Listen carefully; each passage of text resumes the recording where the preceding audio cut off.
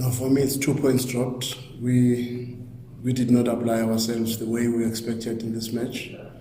We knew that Kevin would be very stubborn, and we knew the shape they are going to play with. We knew he's going to have 3 centre-backs and wing-backs, and he will have a 5 across to try and frustrate us. We did expect that he will kill the space behind the defence, and we needed a little bit more. Our performance was very cautious first half, lacking incision, lacking the dribbles, lacking forcing the opponents to face their goals. From our wing-backs, one would have expected more one-against-one situations, maybe combinations to try and get behind them and put crosses in the box. And we did not get that. And that, for me, was very disappointing, because in a game like this, you expect your team to put their best foot forward. With how disappointed you are with the team's performance, especially in the final third? I just think we took the caution side of the game and not wanting to lose possession more than forcing the game, maybe to create even more transitions and counter press, because at times in football, if you try to force yourself in and you lose possession, opponents that want to counter attack, they start to open up for you. Then you can counter press immediately and find the openings that you want. But when you are safe and they are saying you must play in front of them, and your fullbacks are having more than 10 balls, back passes, it's not going to help you in one-against-one situations.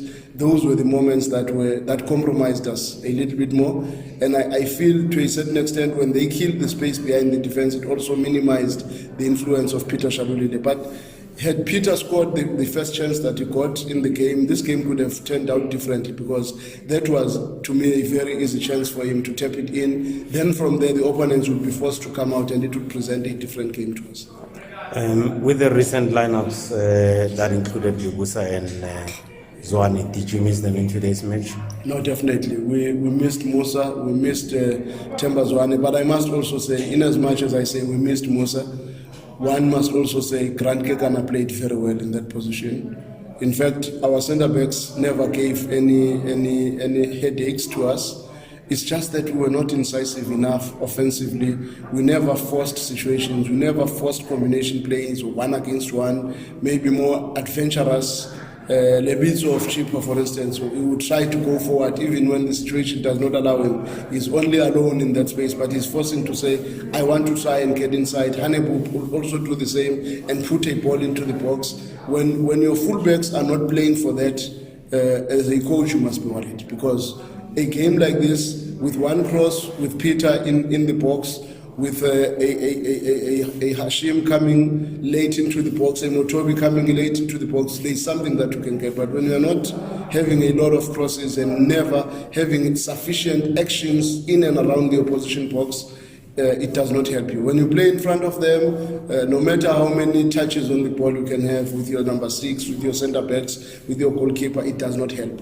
What is more important is to try to force the game into the opponents and see what you get out of it. Highlighting Hashim Domingo, what has he done differently this season?